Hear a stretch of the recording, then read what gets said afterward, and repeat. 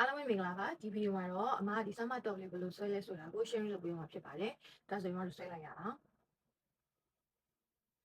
အမတော့အမရဲ့ ready to wear site ထဲက M size ပေါ့နော် M size ကိုမရှိကြောင်းတော့ကျွန်တော်ပို့ထားပါတယ်အဲဒီမှာဒီတစ်ခါရေး transfer ရအောင်ပေါ့နော်အမကိုယ်တိုင်ချုပ်ဖို့မှာဖြစ်တဲ့အတွက်ကြောင့်မို့ဒီမှာ M size လေးကိုတစ်ခါရေးဆွဲထားတယ်ပေါ့နော်ကဲဒါဆိုရင်အမတို့ပထမဆုံးအနေနဲ့အမတို့ခါးကိုအရင်အတိမလုပ်ပဲနဲ့အမခါးကို 2.5 လောက်အမကရှည်လိုက်မယ်ပေါ့နော်ရှည်မယ်ရှည်ပြီးရင်ကိုကကြက်ကြက်လေးပေါ့နော်ခါးကိုတွေ့လေးဝစ်ချင်တော့ဒီလိုမျိုးလေးဆွဲအမတော့အရင်ကြီးဟိုလိုမျိုးကြီးတွေ့ဝစ်မှာမဟုတ်ဘူးအမကတဲ့လေးပဲဝစ်မှာဖြစ်တဲ့အတွက်ကြောင့်မလို့အမကဒီဂျိုင်းပေါ့နော်ဒီဂျိုင်းစုပ်နဲ့အမှတ်ကနေပြီးတော့အမအောက်ကိုတဲ့လေးပဲဆွဲလိုက်မယ်တဲ့လေးပဲဆွဲပြီးရင်ဒီအရှိကဒီ point ကိုလည်းအမကဒီမှာပြန်ဆက်လိုက်မယ်ပြီးရင်အမဒီမှာတစ်ခါလေ1 cm ခိုင်းစားရမယ်ပေါ့နော်အဲဆိုရင်အမတို့ side seam လေးရပြီအမတို့အောက်ဖြတ်တာလေးရပြီဆိုရင်အမကတောက်ကို under arm dot လေးထိုးမယ်ဒါကြောင့်မို့လို့အမတို့ဒီရတောက်တွေအကုန်လုံးကိုဒီကိုပို့မယ်ပြီးရင်အမက V shape ကိုမှ level နည်းနည်းလေးပြေးအောင်လုပ်မှာဖြစ်တဲ့အတွက်ကြောင့်မို့လို့အမစားရမယ့်အပိုင်းကြီးအမတစ်ခါလေးပြမယ်ပြီးတော့ဒီမတို့ဂျိုင်းပြက်ကိုဘယ်လိုစားလဲဆိုတာတွေပါတစ်ခါလေးပြမယ်နော်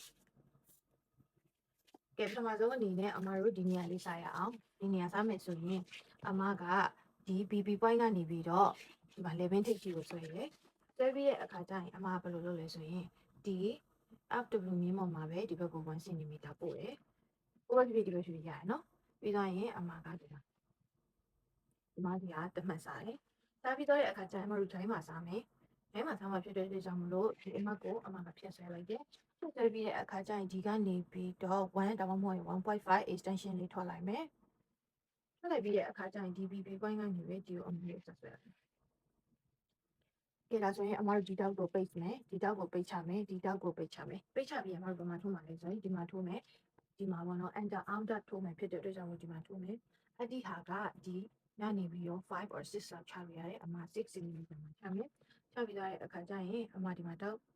အဲ့ဒီအမအောက်ချလာတဲ့မြင်းနဲ့ဒီ BB point ကိုဆက်လိုက်မယ်ကဲဒါဆိုရင်အမတို့တောက်တွေပိတ်ချရအောင်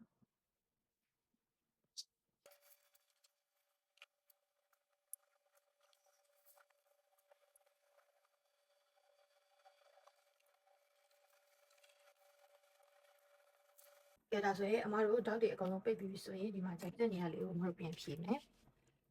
အရင်ဖြည့်ထားမယ်ပေါ့နော်ဒါဂျိုင်းဆက်ကိုအမတို့ဖြည့်မယ်ဖြည့်ပြီးတော့ရင်အမကဒီမှာ level ပေါက်ဖောက်မယ်level ပေါက်ကိုအမကပြည့်ပြည့်လေးယူမှာဖြစ်တဲ့အတွက်ကြောင့်မလို့ဒီ level ထိပ်ကနေပြီးတော့အမက4 cm လောက်ကိုဒီဘက်ကိုပို့လိုက်မယ်ပြီးတော့ရင်းကနေပြီးတော့အမကအပေါ်30 cm တက်လိုက်မယ်ကိုကလုံကျင်တော့ပို့တက်ပေါ့နော်အမကဒီလောက်ယူပဲဆက်မှာဖြစ်တဲ့အတွက်ကြောင့်ပေါ့နော်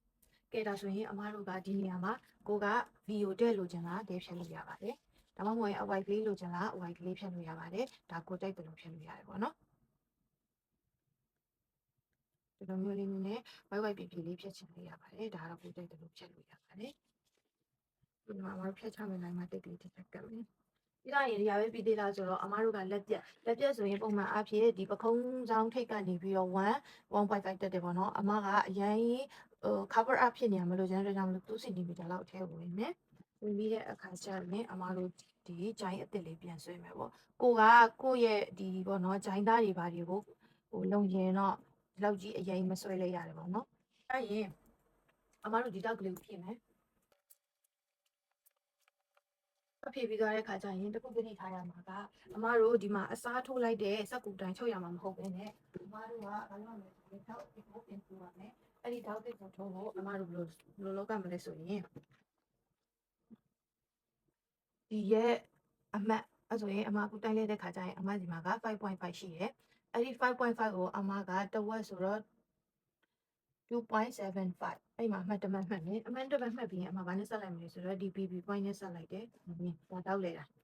တောက်လေတိုင်းဆက်ပြီးသွားရင်အမကအဲ့ဒီတောက်လေတိုင်းကနေပြီးတော့ဘေးကို30 cm ရှော့လိုက်တယ်ရှော့ပြီးတဲ့အခါကျရင်အမတို့ဒီမှာတောက်ဆုံးမဲ့အမှတ်ပေါ့နော်ဒီဘက်ချမ်းရဲ့ဒီဘက်ချမ်းကိုပြန်ဆက်လိုက်တယ်အဲ့ဒါမှတကယ်အမတို့တောက်ချုပ်ရမယ်အမှတ်ဘာလို့ရမလဲဒီမှာပြီးရင်မတို့ခောက်နေစရာမလိုဘူးဘာလို့ရုံမလဲဆိုရင်ဒီဟာလေးကိုအလိုက်တင်လေးဆွဲပြီးရင်ဒီ point လေးကိုလည်းအမတို့အလိုက်တင်လေးဆွဲ ဆွဲပြီးရင်နောက်တစ်ချက်အမဘယ်မှာထပ်စားခြင်းလေးလဲဆိုရင်ဒီနေရာလေးမှာအမနည်းနည်းလေးစားမယ်နည်းနည်းလေးစားမယ်ဆိုတော့ဘယ်လောက်လဲဆိုရင်အမ0.3လောက်အမစားမယ်စားပြီးရင်အမဘာနဲ့ဆက်မှာလဲဆိုရင်ဒီပခုံးထိပ်နဲ့ပဲအမပြန်ဆက်မယ်ကဲဒါဆိုရင်အမတို့ပြန်လို့ရပြီ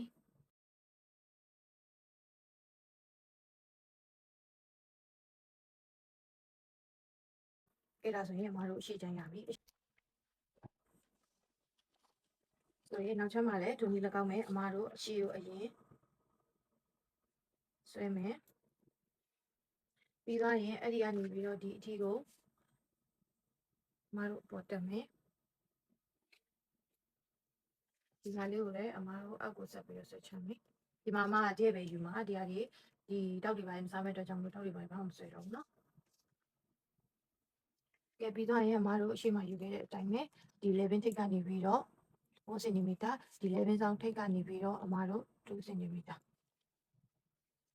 သွားရင်အမတို့ဝိုက်ချလိုက်ရုံနဲ့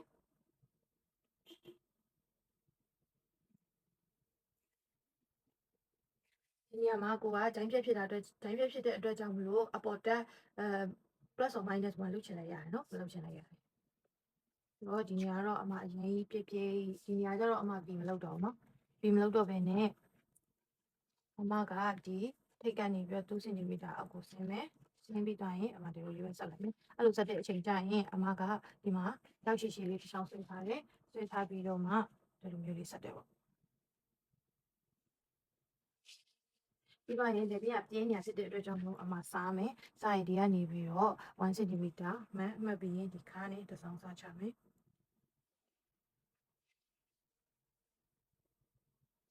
ပြီးရင်အရှိမအမဒီမှာ1.25လောက်1.3စားရတယ်ဆိုရင်ဒီမှာလည်းမ1.3လောက်စားလိမ့်မယ်အမဟာယူလို့ကျွန်တော်ပြောကြမလို့ပြီးသွားရင်ဒါလေးနဲ့ကိုဆက်လိုက်မယ်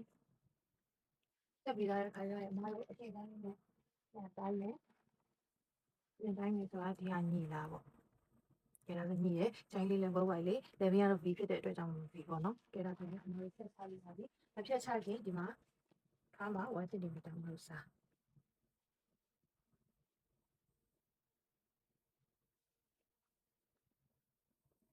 ကဲဒါဆိုရင်မတို့ဖြတ်ချလို့ရပါပြီမဖြတ်ချခင်အမကဒီမှာတစ်ခုလောက်ထပ်ပြီးတော့စားမယ်ဒီမှာအမက1 cm လောက်စားမယ်ဒီကနေဒီလိုပေါ့ဒီကနေ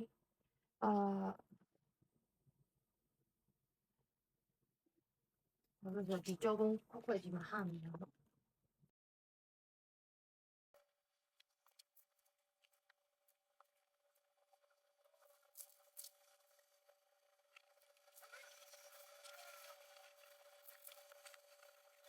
အဲ့ဒါဆိုမတို့နောက်ချမ်းကိုလည်းညှက်ပြီးပြီ